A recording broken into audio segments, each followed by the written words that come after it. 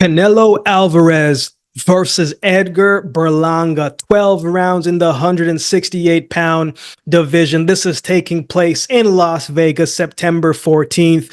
Let's get into it. Let's start with both fighters' respective records. Canelo Alvarez, 61 wins, 2 losses, 2 draws, and 39 wins by way of knockout. Berlanga, 22 wins, no losses, and 17 wins by way of knockout. Berlanga has finally got the fight that he's been asking for. The payday. You want payday. That's a terrible impression of Canelo, but you get the point. Berlanga is his payday, but is he ready for this fight and everything that comes with it? One of the main things that gives Canelo the edge before he gets into any ring, especially right now, is the fact that he's been in so many different fights that he's got a ton of experience. Every time I do a Canelo breakdown and I look at his record, man, I'm like, that's a lot of fights. You know what I'm saying? You don't have to like Canelo, but you have to respect the longevity in the sport and how long he's been at the top 4, right? Here's a stat that I found with these two opponents right here. Canelo turned pro in 2005. And to this point, he's had 494 professional rounds of boxing inside of the ring. Berlanga turned pro in 2016, and he's had 72 professional rounds. That's a crazy amount of fights. Experience matters. Berlanga was talking about, man, how Canelo hasn't fought someone with an IQ like me before. I don't know the exact quote, but it was something along those lines. Now, I've shown nothing but love to Berlanga since back when he first was starting coming up and knocking cats out. Even when people were calling him trash and saying he's a hype job, I still showed him love and say, man, let's give this guy some grace. Wait till he develops a little bit more. But when it comes to that particular statement that he's been saying, that could not be further from the truth. There is not a style that Canelo probably hasn't faced already. And not to mention, he's already faced arguably one of the best defensive fighters in the recent couple eras in Floyd Money Mayweather. And he learned from Floyd, took some of Floyd's punches and put his variation and twist on it. But Floyd Mayweather is a generational fighter, right? So Canelo, even in defeat, fought him young, but he still gained that experience. We're talking about IQ. Erislandy Lara was a controversial fight with Canelo for many, but Lara has a strong IQ. Caleb Plant has a strong IQ. Dimitri Bivol has a strong IQ. Daniel Jacobs in his prime. Not to mention, he's also faced guys that can punch. You know, Gennady Golovkin, James Kirkland, Bone Crusher Kovalev, Munguia as of recently, and a couple other names. And when I think about IQ, Berlanga falls more in the punch category than the IQ category, because IQ comes with experience with fighting guys where your punching power isn't going to intimidate them. So you got to find different ways how to set traps, how to set up your fights and come out on top. Berlanga is still maturing in his boxing development inside of the ring, but he can punch. And it's always good to be a puncher, you know what I'm saying? But I just hope he fights to his strengths. We know Berlanga can punch. Berlanga is the naturally bigger guy here, a few inches taller than Canelo, and he's got a longer reach than Canelo. I don't think he needs to try and outsmart Canelo, in my opinion. He needs to put the pressure on Canelo, not be intimidated by Canelo, and take calculated risk and fight in spots. Put combinations together and try not to get countered too often. You're going to have to use your legs when you fight Canelo. You know, but I think if you try and outthink Canelo and let Canelo come on the front foot and allow him to push the pace, it's going to be a long night for Berlanga, in my opinion. You know what fight I like from Canelo and I think is an underrated fight for him? When he fought Callum Smith, right? Callum Smith is much taller, bigger than Canelo, longer reach than Canelo. But the way how Canelo adjusted and fought that fight, it was a masterful performance. Canelo punched everything in front of him. He punched the head. When he couldn't hit the head, he punched the arm. When the arm was, showing some effects, he would punch the ribs. He would punch the biceps. He punched Callum Smith wherever was open. That seemed to be the game plan, and it worked, right? Smith was taking so many shots from all angles, he could barely keep his arms up. He was getting punched up, literally from everywhere. And the evidence showed, because you remember the video when they showed of Callum Smith's arms and how bruised and rough that it looked, right? Berlanga can't allow Canelo to get into his groove and to get comfortable. In Berlanga's last 4 fights, man, the competition, it's been bumped up. Berlanga had a couple shaky fights. He got dropped by Caceres, but he did get back up and win the fight. Steve Rose gave him a good fight, some good work. Angulo gave him some good work and hurt him a couple times in that fight.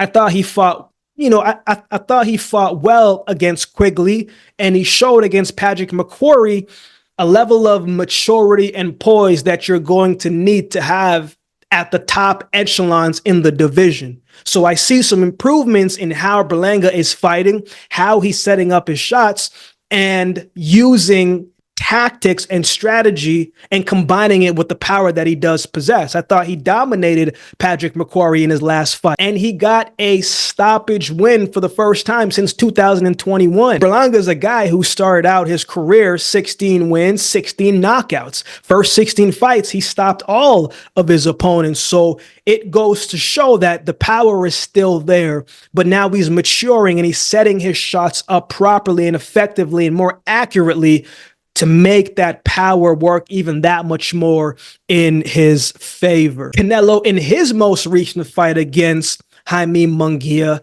I said this during the weekly show a few weeks back, man. I felt that Canelo could have closed out the show against Jaime Munguia, but he did not really push it and didn't sit down on his punches as he normally does. I think he just respected the young man and liked Munguia. Munguia was not holding back by no means. Like, Munguia was trying to take his head off. Some of those shots that he landed and he connected with, Munguia was trying to take his head off. I don't think Canelo was trying to do just that. You might not think that, but that's just my humble opinion. But there were some shots that Canelo did in that fight. Like when he dropped Munguia in the 4th round, man, that was a beautiful combination. And that uppercut, it was dangerous. It was lethal. Canelo got that subtle uppercut, man, where you got to be careful when he does throw it. And he sets excellent traps in order to land the uppercut with the hand that he wants to connect. We remember what happened to Billy Joe Saunders. We haven't seen that man since. Got to be careful, right? Canelo gonna make these shots count. That's the experience that I was talking about, right? A lot of things have been going on in Canelo, saying he's been slowing down. I don't think he slowed down against Munguia. I actually thought that he looked pretty good. I thought he turned back the hands of time a little bit in some ways against the young, hungry fighter in Jaime Munguia. I thought he looked pretty good. I thought defensively it was a much better defensive showcase than his previous 3-4 fights, in my opinion. And as we've seen, Canelo's chin is still one of the best in boxing right now, probably in this era, in his era, because he took some big shots from Munguia and ate those shots and came forward. Canelo, excellent chin. But when Canelo is locked in defensively and moving his head off of the line and flowing with certain shots, man, the head movement is exceptional. It's exceptional. So I thought both men looked really good in their last performances, man. And, this is going to be an interesting fight. So who wins? Before I give my pick on this fight, I have something real quick to share.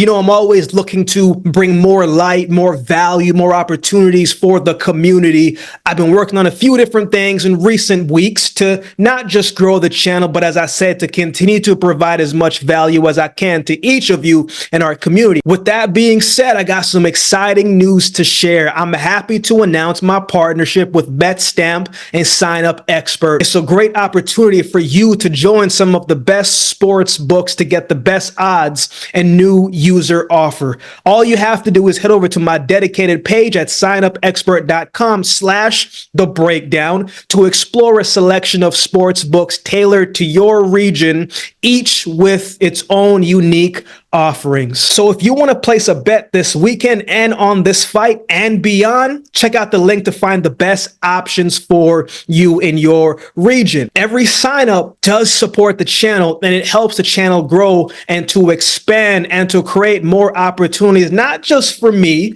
but for our community. You know, I'm always looking out for you guys as best as I can. You can easily find the link in the description below this videos and videos moving forward. So get down there and check it out and find the best option for you. Now, let's get back to the video. I'm very curious to see what the game plan is here for Edgar Berlanga. If he comes into this fight on his whole IQ business, I'm smarter than this guy, it's going to be a long night for him. He's either going to get in there and not let his hands go and try to time Canelo and not throw as much, and he's going to be down on the cards, or he's going to go in there and be intimidated by the aura of Canelo and everything that comes with him inside of the ring, but also everything that comes with it outside of the ring. This is Edgar Berlanga's biggest fight, biggest test yet to date. I can't say the same for Canelo because he's been in so many of these main event fights, fighting on the big stage and not surmounting to the pressure. I like Canelo Alvarez to win this fight by stoppage. I'm also not sold on Edgar Berlanga's chin. Caceres is not a bigger puncher than Canelo. Angulo is not a bigger puncher than Canelo. And those were some guys that had hurt Edgar Berlanga. Same with Steve Rose. So I'm not sold on the chin of Edgar Berlanga, and he keeps angering Canelo. I want to see an angry Canelo in the fight. We all do, because that means he's going to be gunning for the stoppage win. So I hope that Berlanga doesn't go in feeling intimidated or letting the moment get too big. He's talking a whole lot. Hopefully he can back that up, because everything sounds good. As the saying goes, Mike Tyson, we all have a plan until you get punched in the face. Berlanga gonna get punched in the face. Let's see how he responds. I like Canelo Alvarez to win this fight by stoppage. I believe any person can be beaten on the day. I just don't think it's going to be Berlanga's day to beat Canelo. If he does, I'll come back here as always, eat my words, and we'll keep things pushing. But I think Berlanga is going to be too defensive. He's going to try to fight on the back foot, and he's going to get caught in a corner, and Canelo just going to unload on him, and it's going to be lights out, in my opinion. Obviously, we'll see how it unfolds on the night. So those are my thoughts. I would love to hear from you. How do you think this one goes? Who do you have winning? Let me know in the comment section below. So with all that being said, if you've been watching the video this long, do me a favor and like, comment, share, and subscribe to the channel, and we'll definitely see you next time.